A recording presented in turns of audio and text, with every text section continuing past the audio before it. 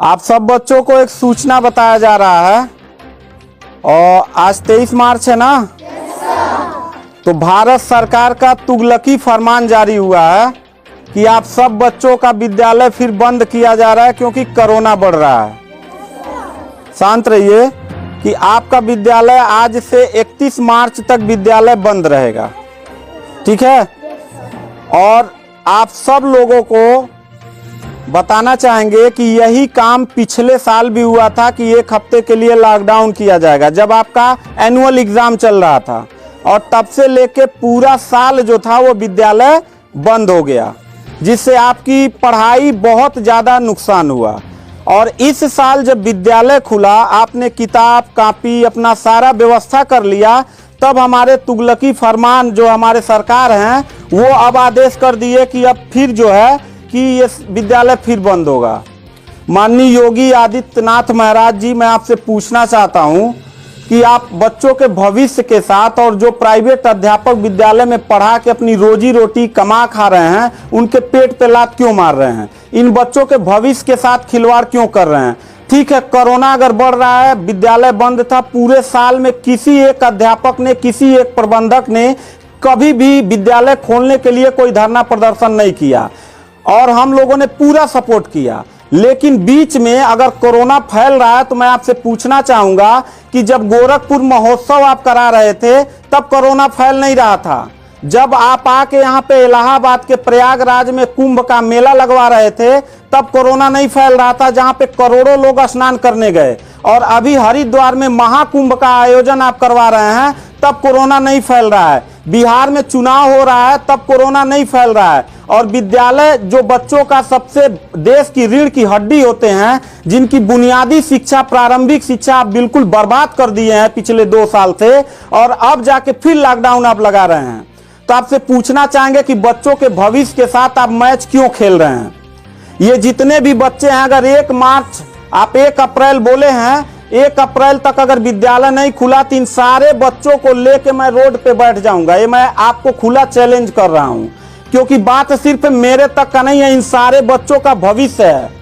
और इन सारे बच्चों का भविष्य आप लोग अंधकार में डाल रहे हैं। आप लोग खुद नहीं चाहते हैं कि देश का बच्चा पढ़े, पढ़ के कुछ लायक बने। आप लोग अपना जब रैली निकालना रहेगा, चुनाव रहेगा, तो कोरोना आपके पास नहीं रहता है। और जब आपको लगेगा कि आपके विपक्ष में लोग खड़े हो रहे हैं तो आप कोरोना का ड्रामा करा के विद्यालय को सबसे पहले आप बर्बाद कर रहे हैं। आप बताइए, विद्यालय में आप गोरखपुर जिले में 193 लोगों ने अपने विद्यालय की मान्यता निरस्त करा लिया।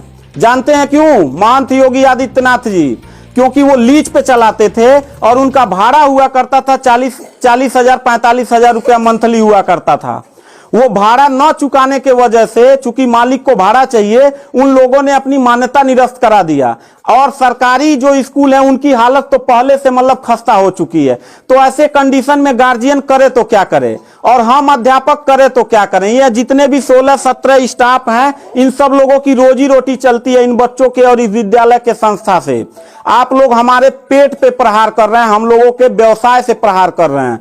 अगर आपको लग रहा है कोरोना है, ठीक है, विद्यालय बंद कर दीजिए, तो आप ये भी अपनी नियत को साफ करिए कि कुंभ का जो मेला महाकुंभ का लगवाने वाले हैं उसको भी कैंसिल कर दीजिए। और जो गोरखपुर महोत्सव और गोरखनाथ का मेला लगवा के आप ड्रामा करवा रहे हैं वो भी बंद करवाइए। यानी आप खुद नियम का पहले फॉलो करिए, हम लोग नियम को फॉलो करने के लिए तैयार हैं।